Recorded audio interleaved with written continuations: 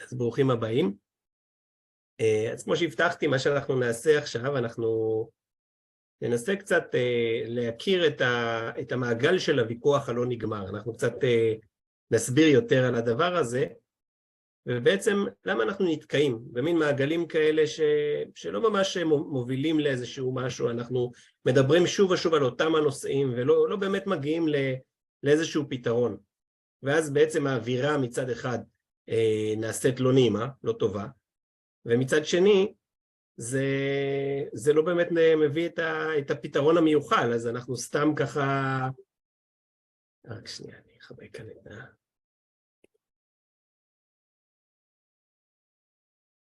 אחבר רגע את כל האמצעים שמצפצפים, זה כל אלה שלא מצליחים להיכנס. אז שנייה.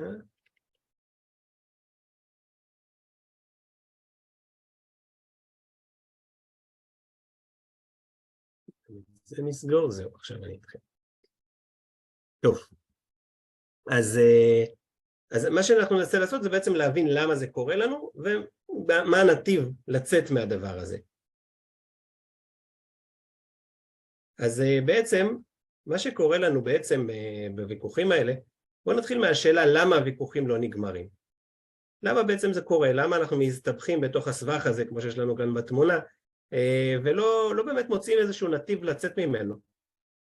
למרות כל התסכול, למרות זה שבסוף יש פה שני אנשים שרוצים לפתור את הבעיה, באים בשביל לפתור את הבעיה, מתחילים את השיחה בשביל זה, ובכל זאת נתקעים ומסתבכים. אז למה זה לא נגמר? אז זה מתחיל מהשאלה בעצם, בואו נתחיל מהשאלה בעצם, על מה בכלל זוגות רבים. אז אני אשמח אם תכתבו לי כאן רגע בצ'אט, דברים נפוצים שזוגות רבים עליהם. אנחנו לא הרבה אנשים, אבל נראה אם ככה נצליח בכל זאת לדוג פה כמה דברים. לא צריך לשתף דברים אישיים, כן? דברים נפוצים, ומה אתם מכירים שזוגות רבים בדרך כלל? יש מתנדב אמיץ שכותב, אפשר גם בפרטי. אוקיי, חינוך ילדים, בהחלט נושא שהרבה פעמים רבים עם כסף. עוד פעם חינוך ילדים, קשר עם ההורים, לגמרי נושא שרבים עליו המון. שוב חינוך ילדים, כולם ככה באמת, זה נושא נפוץ בהחלט. הבדלים בהשקפת עולם, נכון, בהחלט הבדלים בהשקפת עולם גורמים למריבות. אם זה במובן הדתי, אם זה במובן, יש זוגות שזה גם, נגיד זוג שאחד הוא טבעוני והשני לא, כל מיני דברים שהם ככה גורמים לאיזשהו נושאים ככה שהם נושאי ליבה בשביל כל אחד. הרגלים רעים, שתיית אלכוהול, עישון, בהחלט נושאים משמעותיים שהרבה פעמים גורמים הפרעה. עכשיו כל הדברים האלה הם בהחלט נכונים. כל מה שכתבתם כאן זה דברים שזוגות רבים, אבל לא באמת על זה הזוגות רבים. ופה בעצם מונחת הבעיה. כי אם אנחנו נשאל על מה באמת זוגות רבים, זה לא על כל הנושאים האלה, זה לא על כל העניין הזה של נלך להורים שלי או להורים שלך, או איך מתייחסים אליי אצל ההורים שלך, או החינוך ילדים והבדלים בהשקפה וכל הדברים האלה. באמת זוגות רבים על משהו שנקרא צורכי ליבה. בעצם לכל אחד מאיתנו יש צרכים שאנחנו באים איתם לתוך קשר. יש מגוון של צרכים, ולכל אחד יש צרכים קצת שונים, אבל אנחנו באים לתוך קשר עם איזושהי ציפייה שהצרכים האלה יתמלאו. זה בעצם חלק מהסיבה שאנשים יוצרים קשר. אותם צרכים שאם בילדות הצרכים ממולאים על ידי ההורים שלנו, אז כשאנחנו בוגרים, אנחנו בונים קשר הדדי יותר, שבו אנחנו ממלאים אחד עבור השני את הצרכים, וגם מתמלאים אחד מהשנייה. וכשצורכי הליבה האלה לא מקבלים מענה, אנחנו נכנסים לסוג של מצוקה. אז באמת זוגות רבים, לא על כל הנושאים האלה שאמרנו, וזאת בדיוק הבעיה. כי אנחנו מדברים ברובד של הנושא, של התוכן, חינוך ילדים, הורים, הבדלי השקפה, כל הדברים שאמרנו, או כסף, אבל שם אנחנו מדברים, אבל זה לא הנקודה. מתחת לפני השטח יש צרכים. כל אחד נלחם על צורכי הליבה שלו, וכשצורכי הליבה האלה לא מקבלים מענה, אז בעצם אנחנו מתורגרים, יש שם טריגר, יש פה איזה טריגר שמפעיל אותי, ואני אפעל באיזושהי דרך מסוימת כדי כביכול להשיג את אותם צרכים. ולכן זה מה שבאמת זוגות רבים, רק הם באמת לא מדברים על זה, ובגלל זה הם נתקעים. ובגלל זה הדברים לא בעצם מגיעים לפתרון, כי בעצם אנחנו לא מדברים על מה שבאמת, על מה נושא הליבה שעומד מתחת לעניין. יש מגוון צורכי ליבה, יש צורך בשייכות, כל אחד מאיתנו נכנס לקשר, ורוצה להרגיש אהוב, רוצה להרגיש איזושהי שייכות לזוגיות, למשפחה, וזה צורך מאוד חשוב, שהרבה מאוד אנשים אצלם זה הצורך המרכזי שאיתו הם באים. יש אנשים שבאים עם צורך בקבלה, בעצם לכולנו יש את כל הצרכים האלה, ויש כאלה שאצלם יותר מודגש צד אחד, יש כאלה שיותר מודגש צד אחר, אז צורך בקבלה, להרגיש שמקבלים אותי, שאני נמצא פה באיזשהו מקום, שאני פשוט יכול להיות אהוב, מקובל, שמשהו אני מרגיש, אז השני בעצם אכפת לו ממה שאני מרגיש, הוא לא דוחה את הרגש שלי, כן, הוא מקבל אותי. כל אחד רוצה להרגיש אוטונומיה. יש את אלה שזה הצורך המרכזי שלהם, כן, להרגיש אוטונומיה, להרגיש שהקשר לא חונק אותי, הוא מאפשר לי איזשהו מרחב, שבו אני גם יכול לפעול כאדם עצמאי. אמון, נושא מאוד מאוד חשוב בין בני זוג, להרגיש שאני נמצא באיזשהו אקלים, שאני יכול לסמוך על אשתי, אני יכול לסמוך בעצם שהקשר הוא כזה שבאמת אנחנו יכולים לסמוך אחד על השנייה, לדעת שאנחנו שומרים על מחויבות אל הקשר, אנחנו שומרים אנחנו נהיה שם אחד בשביל השנייה כשזה נדרש. תחושת מסוגלות, המון אנשים, זה מה שמתרגר אותם, רוצים להרגיש מסוגלים.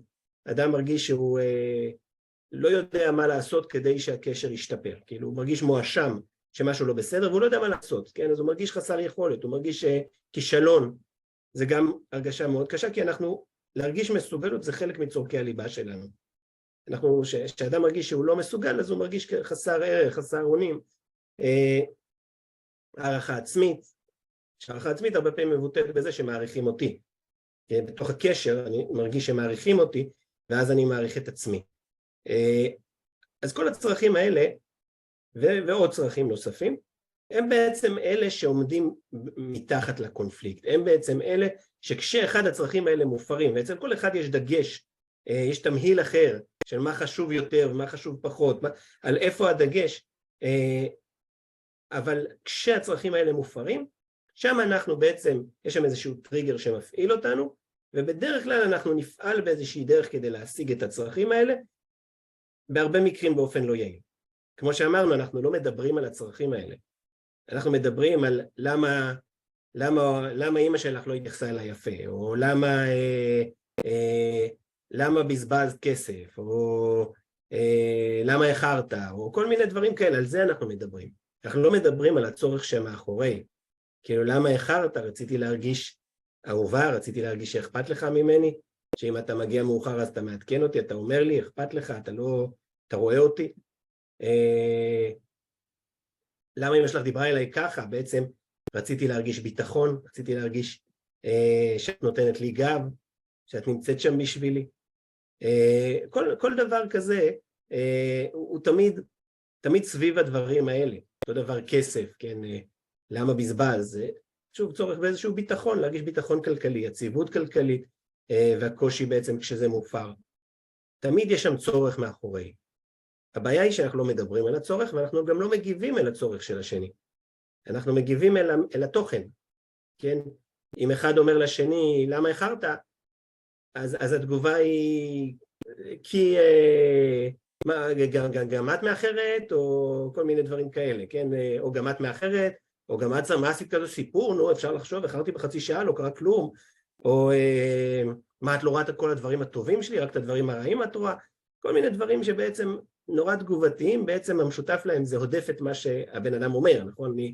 אני חיכיתי לך ודאגתי, אולי הרגשתי שאולי קצת לא אכפת ממני שאתה לא אומר לי שאתה מאחר, ואתה מגיב לי בזה שאתה אומר שגם את מאחרת, זה לא עוזר לי, זה לא נותן מענה לצורך, אבל אתה גם לא מדבר את הצורך. כן? אנחנו לא מביעים את הצורך ואנחנו לא מגיבים אל הצורך, ואז אנחנו נתקעים. ואז אנחנו בתוך איזה לופ כזה שאנחנו לא יוצאים ממנו, ומה שאני רוצה היום, שקצת נכיר את הלופ הזה, ואנחנו גם נתרגל אותו קצת כדי להכיר אותו על עצמנו, בעצם, איך נראה מעגל הקונפליקט? אז אמרנו שלכל אחד יש צורכי ליבה. אז בואו נתחיל עכשיו מהבעל, שיש לו צורכי ליבה. יש לו צורכי ליבה, יש לו רגשות, לצורכי הליבה בדרך כלל נלווים רגשות ראשוניים. עוד מעט נסביר מה זה רגש ראשוני, לעומת רגש משני. אז נגיד שהבעל עכשיו צורכי הליבה שלו, הוא רוצה להרגיש הערכה ויכולת. הוא רוצה להרגיש שהוא מסוגל והוא מצליח, והוא ככה, זה נותן לו תחושה של הערכה עצמית, של תחושת מסוגלות. כשהוא לא מקבל את זה, אז הרגשות הראשוניים שמתעוררים זה חוסר אונים. חוסר אונים, אולי אפילו כישלון. עכשיו, זה רגשות שקשה להתמודד איתם. זה רגשות מאוד פגיעים. ואנחנו לא אוהבים להיות פגיעים, בטח לא כשהקשר הוא לא מספיק בטוח, ולכן כמעט תמיד אנחנו עוברים לרגשות משניים. מה שמאפיין רגשות משניים זה שהם יותר לעומתיים. זאת אומרת, אם הרגש הראשוני זה שאני מרגיש כישלון וחוסר אונים, זה יותר הרגשה שלי עם עצמי, הרגש המשני הוא כבר לעומתי, הוא כבר כלפי בת הזוג, כלפי אשתי, כן, אז זה יהיה, הרגש המשני לצורך העניין יכול להיות שכיוון שקשה לי מאוד להרגיש את התחושה הזאת של הכישלון, אז אני בעצם מתחיל לפתח סוג של ניתוק רגשי כזה, כאילו אני מתנתק מהרגשות האלה, אני בעצם נהיה סוג של קהות חושים כזאת, אני לא באמת מרגיש את תחושת הכישלון הזאת, אני כאילו מתעלם ממנה, מדחיק אותה. ואז, השלב הבא, זה שמתחילות תפיסות, ובדרך כלל התפיסות האלה הן תפיסות של ייחוס חיצוני. זאת אומרת, במה אשתי לא בסדר שהיא גרמה לי להרגיש ככה? כן, נגיד היא תובענית מדי, היא ביקורתית מדי, או כל מיני דברים, תפיסות לגביה, אבל תפיסה של ייחוס חיצוני. ייחוס פנימי, זה להגיד, אני לא מצליח מספיק עכשיו להיות שם בשבילה, או אני לא מצליח מספיק להיענות לצרכים שלה. זה ייחוס פנימי, זה יעיל, זה עוזר לי להתקדם. ייחוס חיצוני תוקע אותי. כן, זה עכשיו זה היא לא בסדר, היא צריכה לעשות את השינוי. היא בעצם זו שעכשיו היא ביקורתית או תובענית מדי. ואז מתחיל דפוס התנהגות. ונגיד שדפוס ההתנהגות שלי כתוצאה מזה שאני מרגיש, עוד פעם נעבור על כל התהליך, אני מרגיש כישלון, אני מרגיש חסר אונים, קשה לי להיות בזה, אז זה עובר לרגש משני של איזשהו ניתוק וקהות חושים. אני מתחיל תפיסה של ייחוס עצמי, זה היא אשמה, היא זו שגורמת לי בגלל שהיא ביקורתית מדי ותובענית מדי, ואז דפוס ההתנהגות זה סוג של התנתקות, הסתגרות פנימה, התנתקות, כאילו אני משדר לה, לא סופר אותך, כאילו זה אפילו לפעמים קצת יכול להיות מתנשא, כאילו לא סופר אותך, אני בעצם מתנתק מתוך הסיטואציה, ולא באמת חווה אותה באופן יעיל. עכשיו, מהצד השני, יש את האישה. לאישה גם כן יש צורכי ליבה ורגשות ראשונים. בוא נגיד שלה עכשיו, הרגש שלה, הצורך שלה זה בשייכות, בקבלה, היא רוצה להרגיש אהובה, וכשהיא לא מקבלת את זה, דפוס ההתנהגות של הבעל עכשיו מתרגר את הדבר הזה, והיא לא מקבלת את זה, אז היא מתחילה להרגיש דחויה, היא מתחילה להרגיש חסרת ערך, בעצם מתחילים אצלה רגשות ראשונים, עוד פעם, רגשות ראשונים זה כלפי פנים, זה רגשות מאוד פגיעים, קשה להיות ברגשות הפגיעים האלה, ואז אנחנו עוברים לרגשות משניים של, במקרה הזה זה כנראה יהיה כעס, כן, כנראה היא תתחיל לכעוס וכזה להתלהט בתוכה, גם אצלה יהיה תפיסה של ייחוס חיצוני, הוא אדיש, לא אכפת לו, הוא כמו רובוט, נכון? כל מיני ביטויים כאלה שאנחנו שומעים, ודפוס ההתנהגות שלה יהיה כנראה ביקורת, תלונות, שוב בואו נעבור לתהליך שלה, יש לה צורך להרגיש שייכת, להרגיש אהובה, היא לא מרגישה את זה, ואז היא מרגישה דחויה, היא מרגישה חסרת ערך,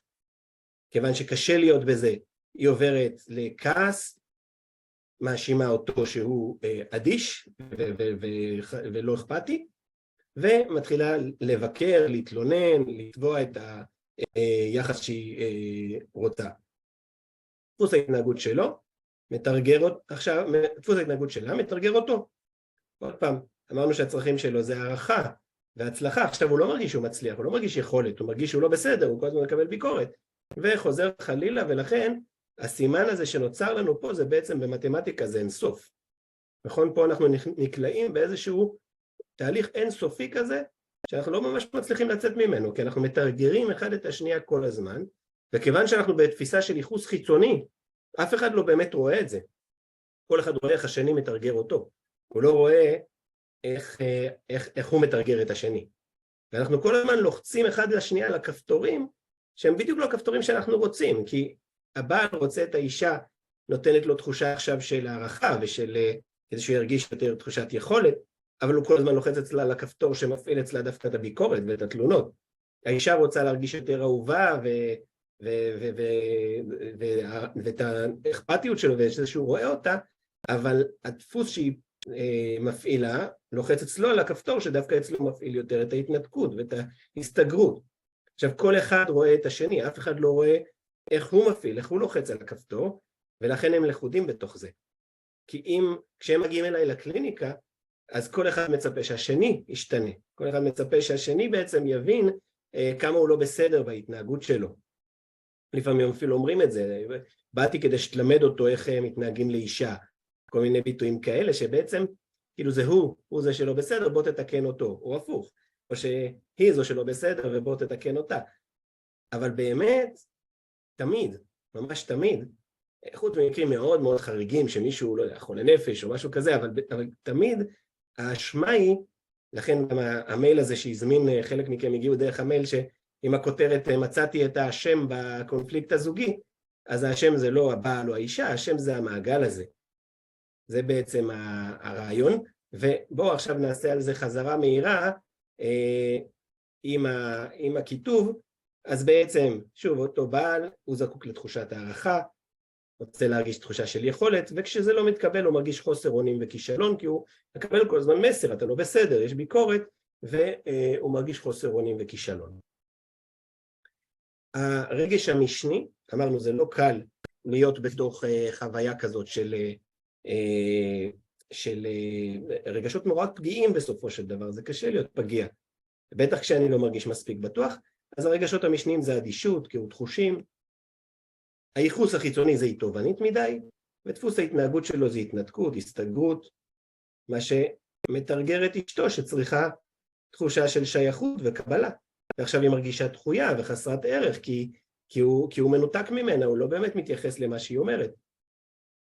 היא מתחילה לכעוס, רגש משני, לא קל להרגיש רגשות ראשוניים של חוסר ערך ודחייה, היא מתחילה לכעוס, ייחוס חיצוני, הוא חסר רגשות, הוא לא אכפתי, הדפוס שלה זה ביקורת ותלונות, וזה מתרגר אותו, כי זה לא נותן לו להרגיש את אותה הערכה ויכולת שהוא זקוק לה.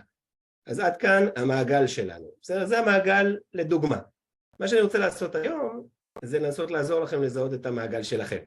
זה קצת מאתגר, כי אנחנו ככה בזמן קצר, אבל אני כן רוצה לתת לכם טיפה טעימה, כדי שניקח את העיקרון הזה, הכל כך חשוב, כי כשמבינים את העיקרון הזה, בעצם זה כל תורת הזוגיות על רגל אחת, כן? אם אנחנו מבינים את הרעיון הזה, ואנחנו לומדים לתקשר את זה נכון, אנחנו לומדים לבטא צורכי ליבה, לבטא רגשות ראשונים, ולהיות קשובים לצורכי ליבה ורגשות ראשונים, שם בעצם הדברים מתחילים להתנהל. אני אתן לכם דוגמה מזוג שסיימתי איתו לפני כמה דקות, כן? מזוג שיצא מפה לפני שהתחלתי את הוובינר. והם הגיעו עם איזשהו מצב שהיה שהאישה, כנראה הייתה לה איזה נפילת סוכר או משהו כזה, והיא קצת נפלה לרצפה כזה, במין חוסר כוח, תשישות כזאת. והבת שלה באה לעזור, והיא אמרה לה תקראי לאבא. אבא הגיע, והוא ראה את הבת עוזרת לאמא, הוא לא בדיוק הבין את הסיטואציה, הוא לא ידע בדיוק מה קרה, והוא התחיל לתפעל את הכל, התחיל ככה לדאוג, לארגן את הילדים, לארגן את הכל, כדי לתת לה שקט, להתאושש. והיא מאוד מאוד כעסה, כי היא הייתה צריכה להרגיש את הנוכחות שלו, להרגיש שהוא רואה אותה, שאכפת לו, כאילו היא הרגישה נורא נורא קשה עם זה, שהוא ככה לא מתייחס אליה בעצם, מה הוא רק ישר בא ומתעסק עם כל הטכני, והוא לא מתייחס אליה. היא באה מאוד מאוד טעונה, הם לא דיברו כל הדרך לפה ברכב, אני גר ביישוב מרוחק, אז מי שמגיע אליי, לפעמים זה לקליניקה בירושלים, אז זה מקרוב, אבל מי שמגיע אליי לקליניקה ביישוב, אז נוסע, אז זו הזדמנות של זמן זוגי לפני ואחרי, אבל לפעמים זה גם מאתגר. אז הם באו מאוד טעונים, היא ממש כעסה, וכל הדרך הם לא דיברו. וכשהם הגיעו לכאן, מה שעשיתי זה עזרתי לה בעצם להעביר את הכעס ואת התסכול שהרגישה לשפה של צרכים, של רגשות ראשוניים. זה לא היה לה קל, כי היא מאוד כעסה, אבל כשהיא הצליחה לעשות את זה, אז היא דיברה איתו על זה שמאוד מאוד חשוב לה להרגיש, בעצם יש לה צורך בביטחון, להרגיש שהוא שם בשבילה, שאם קורה לה משהו, אז היא יודעת שהוא נמצא שם בשבילה, ושהוא רואה אותה, ושהוא נמצא איתה. וכשהוא הגיע, וככה תפעל את הכל, היה לה נורא חסר להרגיש שהוא איתה. עכשיו, היא תיארה את זה באמת ממקום של נטול ביקורת, ממש רק על הצרכים שלה, רק על מה הרגישה, מה הייתה צריכה באותו רגע,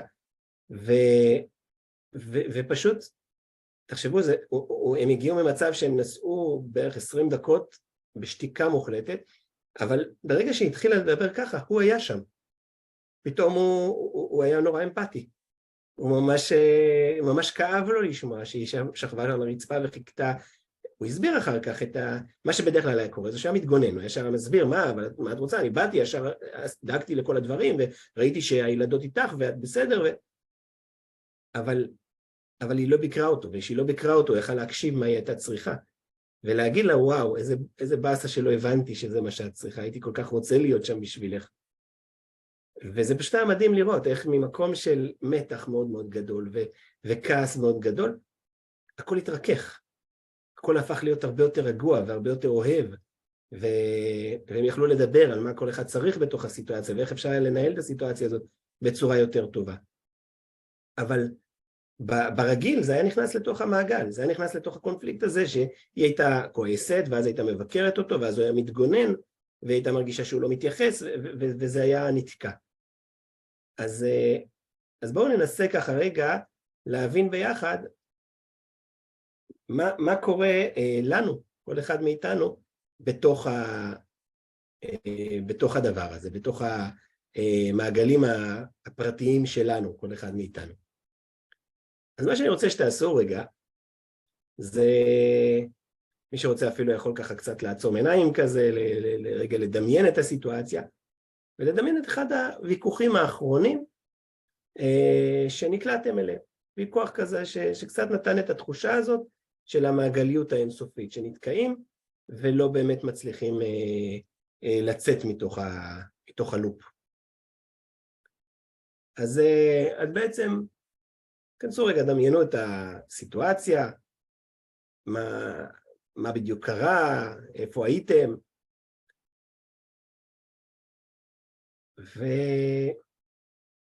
וכשאתם מדמיינים את הסיטואציה, נסו לדמיין את הרגע שהרגשתם. מה הרגשתם באותו רגע? שהקונפליקט כזה מתעצם, ואתם מרגישים את הרגשות השליליים האלה של התקיעות בתוך המעגל. מה הרגשתם? איך זה הרגיש לכם?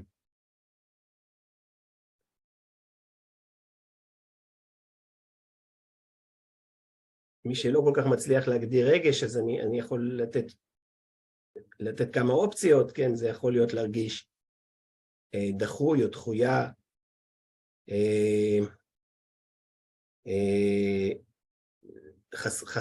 חסר אונים, רגשות נוספים שאפשר להרגיש זה עלבון, אכזבה,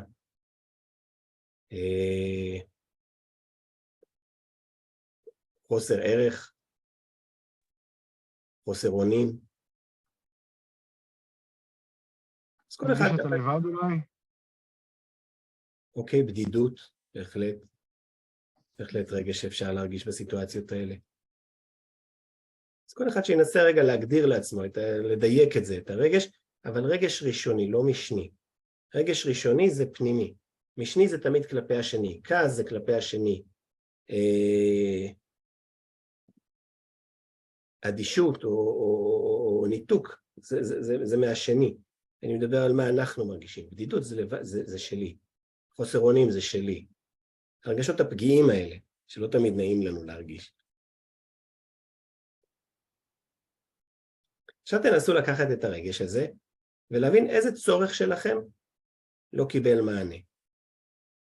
צורך בשייכות, צורך בביטחון, צורך ביכולת, צורך בתחושת ערך.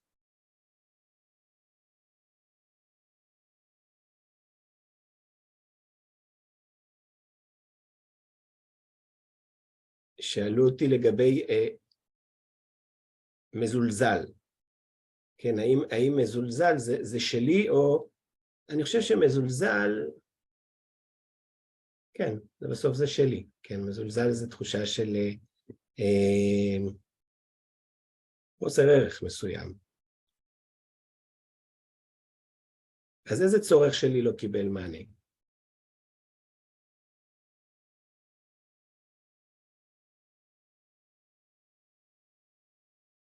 אתם יודעים, אולי אפילו שנייה אני אזמין אתכם, לכתוב בצ'אט הפרטי, אתם לא צריכים לפרסם, מי שרוצה, אפשר גם everyone, אבל אפשר גם בפרטי, לכתוב מה הצורך ומה הרגשות, אותם רגשות ראשוניים.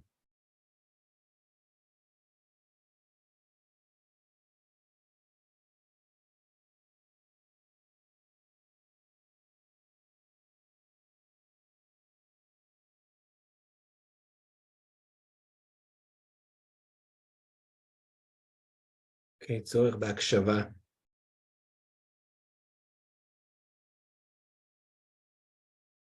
צורך בהקשבה, ואיך זה מרגיש כשאת לא מרגישה מוקשבת או שאתה לא מרגיש מוקשב?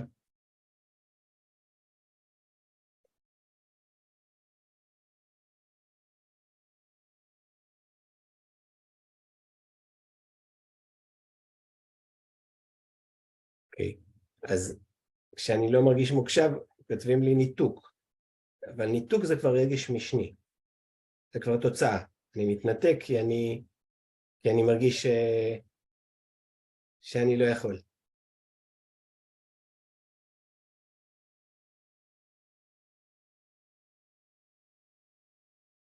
בדרך כלל ניתוק יכול לנבוע אם אני מרגיש, נגיד אני מרגיש חסר אונים, או מרגיש שמופנית כלפיי ביקורת ואני מרגיש חוסר ערך עצמי. אוקיי, מישהי כותבת, הרגש זה אכזבה, בדידות, לא רואים אותי, והצורך הוא בהערכה, להרגיש מוערכת. אוקיי? כשאני מרגישה שלא רואים אותי, שלא קשובים אליי, אז אני מרגישה לא מוערכת, אני לא מספיק חשובה בשבילך כדי שאתה תקשיב לי.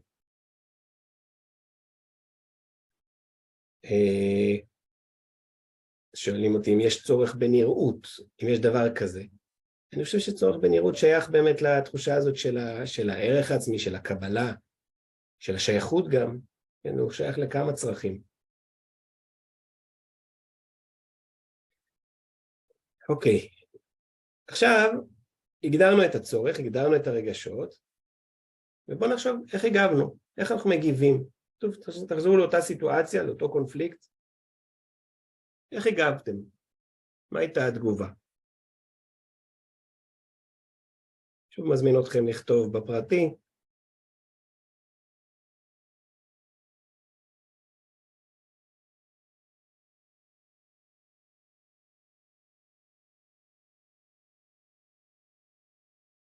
אוקיי, אז יש תגובות של כעס, יש תגובות של ביקורת, התכנסות.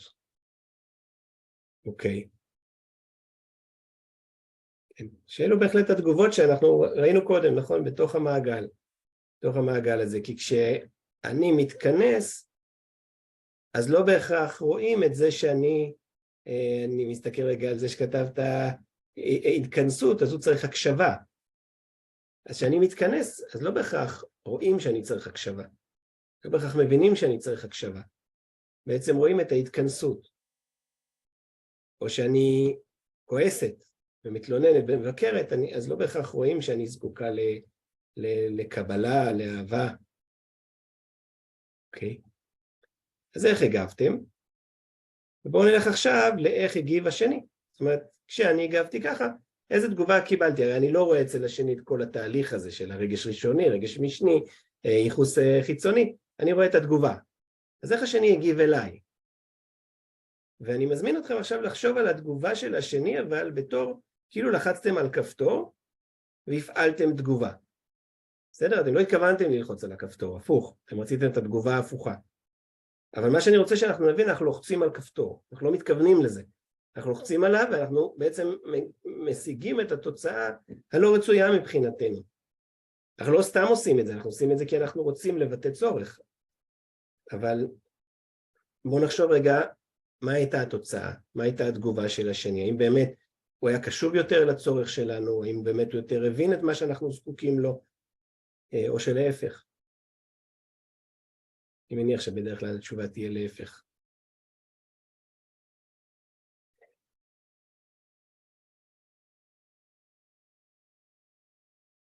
אוקיי, הצד השני לא הבין את התגובה ונוצר ריחוק. וזה שכותב את זה, דיבר על צורך בהקשבה. הוא רצה הקשבה, ובעצם קיבל ריחוק וניתוק.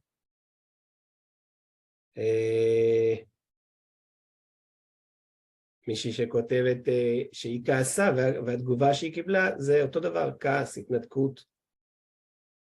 למה היא כעסה? הנה אני מדפדף למעלה כדי לראות את הצורך שלך. אז הצורך היה צורך בהערכה, הרגש היה בדידות, לא רואים אותי. אבל כשהוא כועס ומתנתק, הוא לא ממש גורם לי להרגיש שהוא רואה אותי, נכון? זה ככה, שוב, תחשבו על זה, לחצתי על כפתור, רציתי לקבל הקשבה, רציתי לקבל שרואים אותי, אבל קיבלתי כעס וניתוק. זאת אומרת, לא השגתי את מה שאני רוצה. ומה שאני רוצה שאנחנו נבין, זה קורה כי אנחנו מבטאים את הצורך שלנו בדרך הלא נכונה. והשני מבטא את הצורך שלו בדרך הלא נכונה, אבל מבחינתנו, אנחנו לא יכולים להיות אחראים על מה קורה אצל השני, אנחנו רק רואים את התגובה. והתוצאה היא בדיוק התוצאה שאנחנו לא רוצים. כאילו לחצנו על הכפתור הלא נכון. ואנחנו צריכים ללמוד ללחוץ על הכפתור הנכון. אוקיי, עכשיו אני רוצה שניקח את הדבר הזה, מקווה שככה רשמתם לעצמכם את הדברים, או לפחות בראש, ואנחנו נעשה דבר כזה. אנחנו נכניס את זה לתוך איזה מין משפט כזה. משפט כזה שגם אפשר אחר כך לשתף אחד את השנייה. אז בואו נעבור על זה. כאשר אתה X, מה זה X הזה? זה, נגיד אם אני עכשיו הבעל, מה אשתי עושה שמקשה עליי, שמתרגר אותי, שהוא מהווה איזשהו טריגר עבורי שמקשה עליי. אז כאשר את, נגיד לצורך העניין, נגיד שאני מאוד מאוד רגיש לביקורת, כן? אז כאשר את מבקרת אותי וכועסת עליי, אז אני לא מרגיש מחובר אלייך בביטחה. יש פה איזה ערעור מסוים של הקשר, של ההתקשרות הבטוחה בינינו, ואני נוטה לב, ופה אנחנו מכניסים את דפוס ההתנהגות שכתבתם. אז נגיד אני נוטה להסתגר ולהתנתק. מביא כאיזושהי דוגמה היפותטית. אני עושה את זה בתקווה ופה אנחנו מכניסים את אותה תקווה של הגנה על מערכת היחסים, כי הרי אנחנו לא עושים דברים סתם. אנחנו עושים דברים כי אנחנו חושבים שזה ישיג לנו את מה שאנחנו זקוקים לו. אז לצורך העניין אני עושה את זה בתקווה אם את תראי שאני מסתגר, אז את תפסיקי לבקר אותי, את תביני שזה מפריע לי וזה לא נעים לי, ותפסיקי לבקר אותי. או שלפחות אני אסתגר ואני אתנתק מזה, אני לא אצטרך להרגיש את הקושי הזה. אבל זה לא עובד, וכאשר זה לא עובד, אני מחליט ופה בעצם אנחנו מכניסים את התרחיש הקטסטרופלי. למשל, אני אף פעם לא יהיה מספיק טוב בשבילך. את תמיד רק תבקרי אותי, אף פעם אני לא אהיה מספיק טוב בשבילך, כאילו הקטסטרופה הזאת שעולה לנו בראש, כשאנחנו מאוד מתורגרים ואנחנו מוצפים ואנחנו זה, אז מתחיל לעלות לנו כל מיני תרחישים מאוד מאוד כאלה, טוטליים כאלה. באותו רגע אנחנו לא רואים את כל הזמנים הטובים שהיו ואת כל הטוב שיש בינינו, אנחנו רואים רק את הטוטליות הזאת שאת אף פעם לא תהי מרוצה ממני, אני אף פעם לא אהיה מספיק טוב בשבילך. ואז פה נכנסת התובנה של הכפתור. אני מבין כי ככל שאני מתנתק, את נוטה יותר לבקר אותי, ואז אנחנו מנותקים יותר אחד מהשנייה. זאת אומרת, אני מבין שכשאני מתנתק, אני לוחץ אצלך על הכפתור הלא נכון.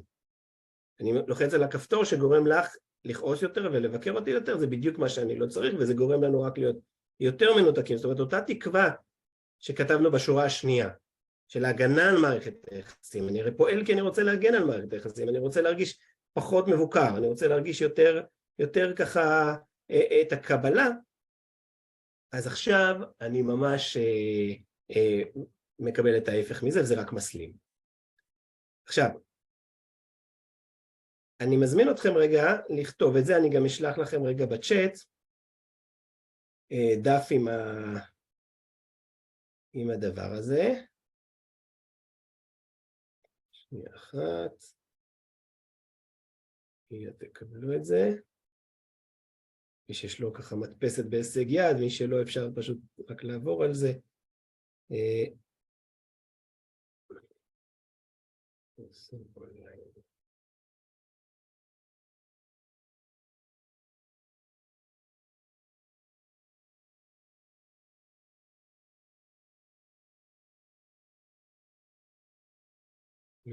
מיד זה יהיה בצ'אט שלכם.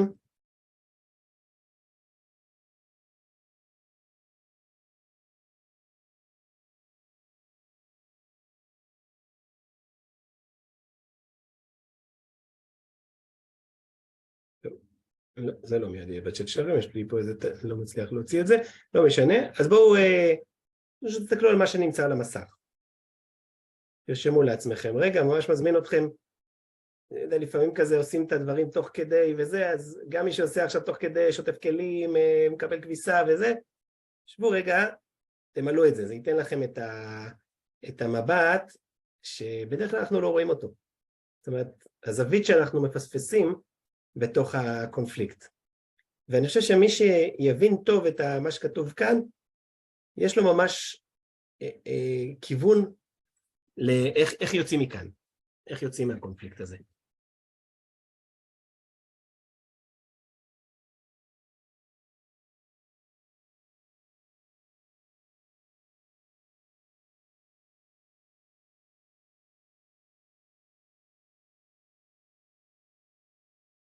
אוקיי, דרך אגב, כותבת לי פה מישהי שלפעמים היא יכולה להגיב בשתי תגובות שהן הופכיות, כן? היא יכולה מצד אחד לרצות, כאילו שהתגובה היא, נגיד, שהבעל כועס או מתוסכל, ואז היא מנסה לרצות אותו, היא מנסה ככה איכשהו להרגיע אותו, לרצות אותו, ולפעמים זה בדיוק הפוך, היא מתקפדת, כאילו מסתגרת בתוך עצמה. וזה נכון, זה לפעמים קורה לנו. זאת אומרת, יש לנו איזה דפוס שאולי הדפוס היותר נגיש שלנו, היותר אוטומטי שלנו, אבל כשאנחנו מתייאשים מזה, כאילו נגיד שאישה מנסה לרצות, אבל היא מרגישה שזה לא ילך, והיא מתייאשת, אז היא מתקפדת, אז היא נסגרת בתוך עצמה. אז זה נכון, זה יכול להיות ככה וזה יכול להיות ככה, ושוב, לפעמים הריצוי לוחץ על כפתור מסוג אחד, וההתקפתות לוחצת על כפתור מסוג אחר, אז כדאי לשים לב לשני הכפתורים האלה. אזמין אתכם באמת, מי שקצת נתקע עם הדף הזה או משהו כזה, אפשר לשאול, אפשר גם לפתוח מיקרופון ולשאול, אבל אפשר גם לשאול אותי בפרטי בצ'אט. בהחלט אופציה טובה. ניתן עוד איזה 2-3 דקות ככה למלא את זה.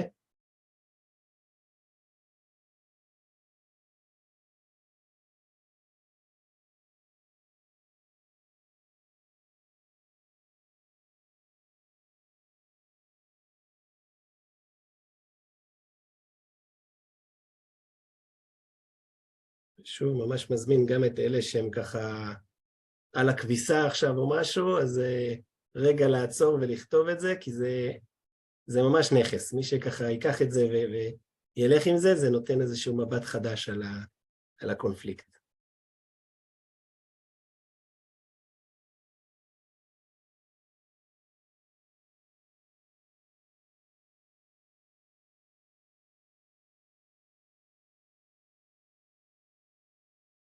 עוד 2 דקות.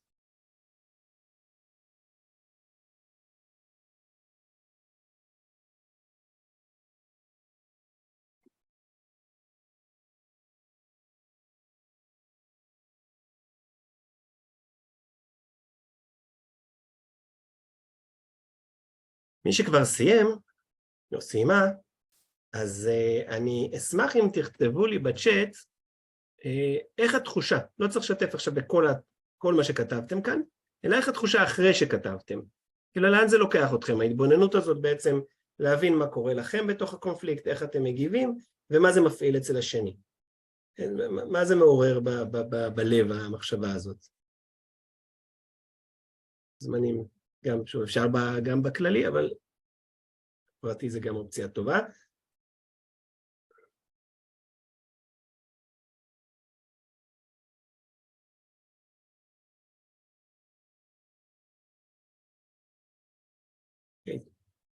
אז כותב לי כאן מישהו שזה גורם לו לחשוב מחדש על האופן שבו אשתו בעצם מתנהלת בתוך מה שהוא ככה מסתכל על זה בדרך כלל בצורה שלילית, אז זה גורם לו לחשוב על זה מחדש, כאילו לראות את זה בצורה יותר מיטיבה.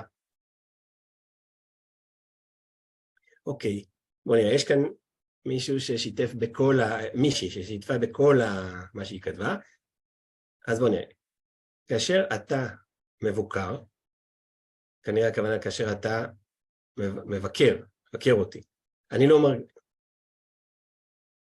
אולי כאשר את מבקרת. כאשר את מבקרת אותי, אני לא מרגיש בבטחה, ואז אני נוטה להסתגר בתקווה שלהוריד מעמסה נוספת מהחיים. כן? כאילו אני מקבל את הביקורת שלך, ובעצם זה מעמיס עליי, זה גורם לי להרגיש קושי, ואני מנסה להוריד מעליי את המעמסה הזאת בעצם. כאשר זה לא עובד, כי מן הסתם זה גורם לאישה לבקר יותר, נכון? כי היא מרגישה עכשיו לא מוקשבת, אז נוצר בסוף ויכוח והכל מקצין. אני מבין שככל שאני מסתגר, אני נוטה להתנתק ברגש, זה נכון מה שכתבת, שככל שאתה מסתגר אתה נוטה להתנתק ברגש, אבל הכוונה של התרגיל זה שככל שאתה מסתגר, מה זה גורם לה לעשות? מה היא עושה כתוצאה מההסתגרות? איך היא מגיבה להסתגרות שלך? שוב, התקווה שלך שזה יוריד ממך עומס. אבל איך היא מגיבה באמת? אם תוכל עוד לכתוב לי את זה, זה יוסיף לנו, ושוב אני מזמין בינתיים גם אחרים לכתוב זה.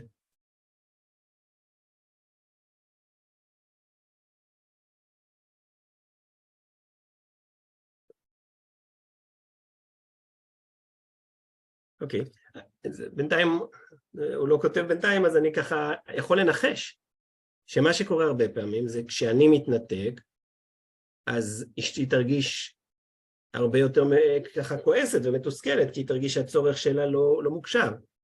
הנה, אז הוא כותב, הצד השני רוצה לפתור את הקונפליקט ומפעיל יותר לחץ, נכון? זאת אומרת, שוב תזכרו, התקווה הייתה שזה יוריד ממני עומס, נכון?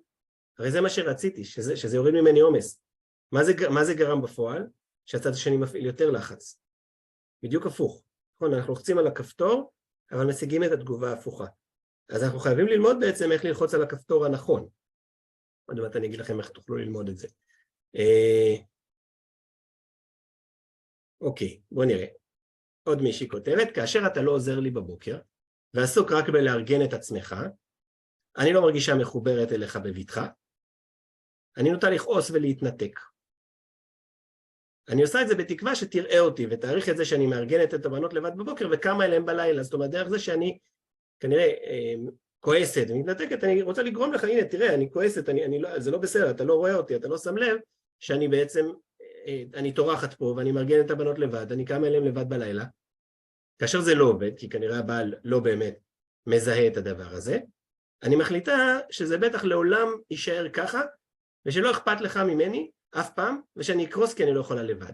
אוקיי, זה ממש המחשבה, נכון, הקטסטרופלית עכשיו, זאת אומרת, הוא אף פעם לא יראה אותי, לא יהיה אכפת לו אף פעם, כן, אני אקרוס בסוף. ואז, אני מבינה, וזה אומץ מאוד גדול, כי מי שכותבת את זה, כותבת תרחיש לא קל, וחוויה מאוד מאוד לא נעימה, ותחושה מאוד קשה, ובכל זאת היא מצליחה להסתכל על זה רגע בזווית נוספת, וכותבת, אני מבינה, כי ככל שאני כועסת או מתנתקת, אתה נותן לכעוס ולהתנתק, ואז אנחנו מנותקים יותר זה מזאת. תזכרו שוב, התקווה זה שאתה תראה, שאתה תשים לב כמה קשה לי, תשים לב כמה אני טורחת ומשתדלת. מה קורה בפועל? הכפתור הלא נכון נלחץ. וכיוון שהכפתור הלא נכון נלחץ, אז מה שאני מקבלת זה כעס, זה ניתוק. זה בדיוק הפוך ממה שקיוויתי. בסדר? לכן זה כל כך חשוב לשים לב לדבר הזה, והיא כותבת שבאמת אחרי הכתיבה הזאת, אז היא מרגישה באמת הרגשה טובה יותר, והיא יותר מבינה בעצם מה קרה פה. אוקיי, יפה. וישר כוח כל אלה שבאמת עשו ככה את העבודה בצורה כזאת, אני באמת אומר, אני חושב שכשבן אדם מבין את המעגל הזה, הוא מבין בעצם את מה שכתבנו פה, זה מפתח מאוד מאוד טוב, זו התבוננות חדשה בעצם על הקונפליקט. ובעצם זה מאפשר גם לתפקד אחרת, כי ברגע שאני מבין בעצם איך אני מפעיל את השני, אני יכול לחשוב על אלטרנטיבות. עכשיו, זה לא קל למצוא אלטרנטיבות, וצריך לפעמים מיומנויות, וזה נושא ללימוד בפני עצמו, שהוא בהחלט חשוב, ובאמת, אני חושב שהרבה פעמים מכל דבר כזה יוצאים, אני מקווה, עם תחושה של עוד, נכון? כאילו בסדר, אז יופי, אז הבנו את הקונפליקט, זה מצוין, זה חשוב, אני באמת חושב שמי שיבין את זה, וילך עם זה, הוא יכול לעשות שינוי מאוד מהותי רק מהתובנה הזאת, אבל אנחנו צריכים עוד הרבה מאוד ידע ותובנות וכלים, ולכן אני רוצה להציע לכם דרך לקבל את הכלים האלה. אני קצת אסביר לכם, אני בעיקרון, אני עובד הרבה עם זוגות בקליניקה, ואחד הדברים שאני נפגש איתם תמיד, זה שבעצם המון ידע אני יכול להעביר להם, לא בפגישה שהיא יקרה והיא לוקחת הרבה זמן, כאילו ולהסביר לכל אחד בנפרד. אז מה שעשיתי, פשוט יצרתי איזשהו קורס שהעלות שלו מתאפשרת באמת להיות מאוד נגישה, במקום עכשיו הרבה פגישות אצלי בקליניקה, אז הם בעצם מקבלים את הקורס הזה בעלות של פחות מפגישה אחת, והרעיון הוא בעצם ממש קורס שבנוי באופן מאוד מאוד מפורט, ולהביא אותנו למקום של להחזיר את האהבה לקשר הזוגי, ובעצם איך ללמוד להמשיך לשמר ולטפח את זה לאורך השנים. זה הקורס,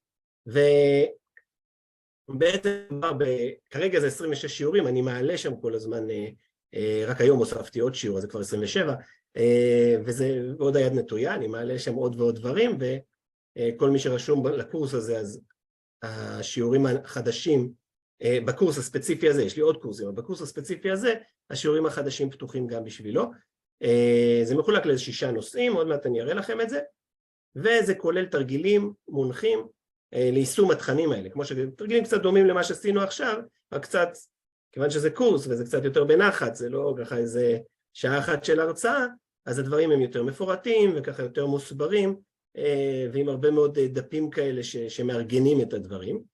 אני רוצה לראות לכם איך זה נראה בתוך האתר, זה בעצם הקורס, אני שנייה אחת, מה שראינו עכשיו זה היה שקופית, אז אני שנייה אכנס לקורס עצמו בתוך האתר שלי, נראה לכם שנייה איך זה נראה. רגע, הנה, זה. אוקיי, זאת הסדנה, הנה, כבר בשקף יש לנו כאן שיעור חדש שלא היה בתמונה, יש לנו כאן את שורש הקונפליקט, בעצם לכל נושא יש כמה שיעורים,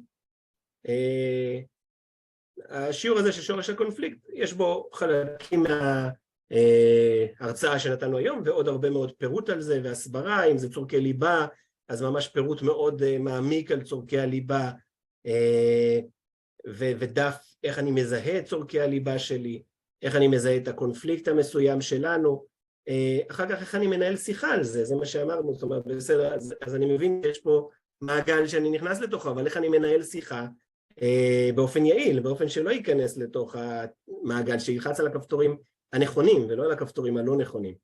אז מה הם חסמי התקשורת הזוגית? איך אנחנו מביאים צרכים באופן יעיל, בלי ביקורת?